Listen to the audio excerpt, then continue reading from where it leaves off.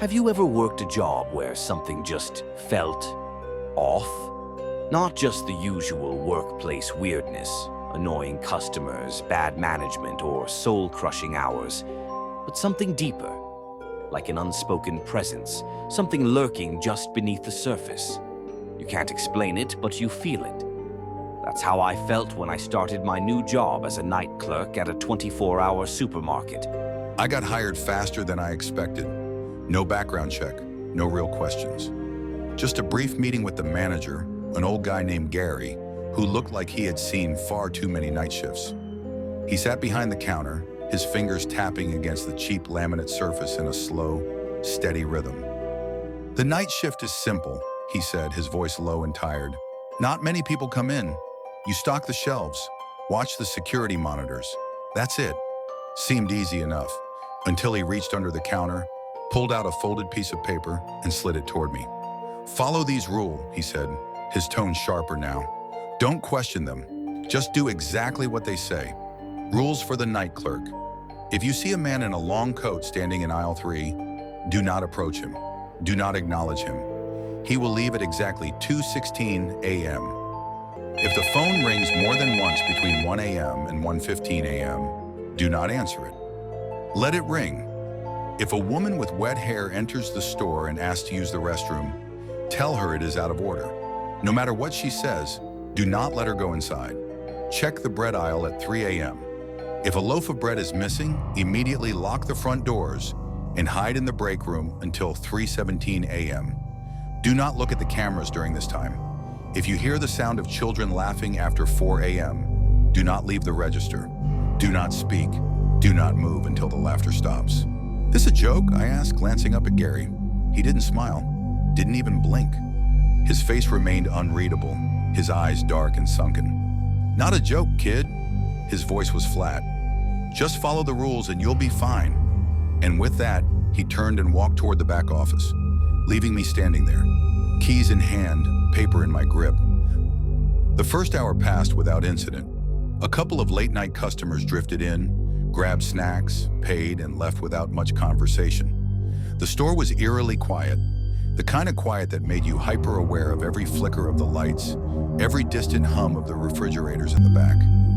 I restocked the cereal aisle, wiped down the counters, kept an eye on the security monitors, expecting to feel ridiculous for worrying about a silly list of rules. Then at exactly 1:07 a.m., the phone rang. A sharp, mechanical chime cut through the silence. I froze. The rule flashed in my head. If the phone rings more than once between 1 a.m. and 1:15 a.m., do not answer it.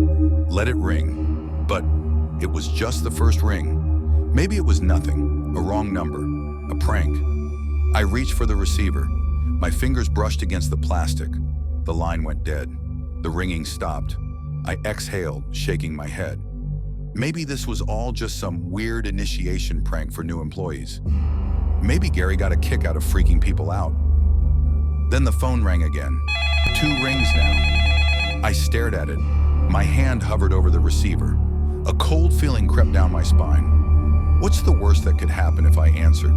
Then, on the security monitor, something shifted. My breath caught in my throat. A man was standing outside the store, just barely out of view of the cameras. He wasn't moving. He wasn't pacing or looking at his phone like a normal person. He was just standing there. The phone rang a third time. I backed away from the counter. My instinct screamed at me not to pick it up, and I didn't. I let it ring. The 4th ring. Then, silence. For the next hour, nothing happened. The store remained quiet, the aisles undisturbed. The only sounds were the low hum of the refrigerators and the occasional creak of the old ceiling vents. I kept glancing at the phone, half expecting it to ring again, but it didn't.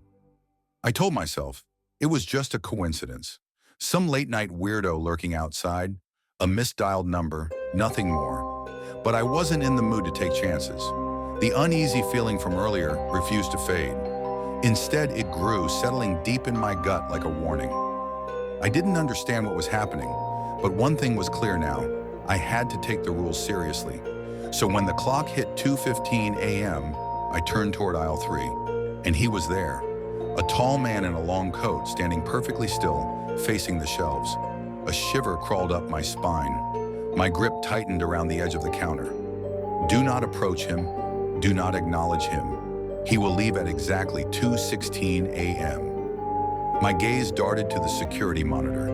2:15:34. The numbers glowed ominously, steady and unblinking. I held my breath. Seconds dragged by, each one stretching longer than the last. My heartbeat pounded against my ribs. The man didn't move, didn't shift, didn't even seem to breathe. He stood there staring at the shelves as if he was waiting for something. I was shaking, weak, breathless. I didn't care about my paycheck. I just wanted to leave. Then at 4:02 a.m., I heard it. A distant, playful laugh. It echoed through the aisles, growing closer. Do not leave the register.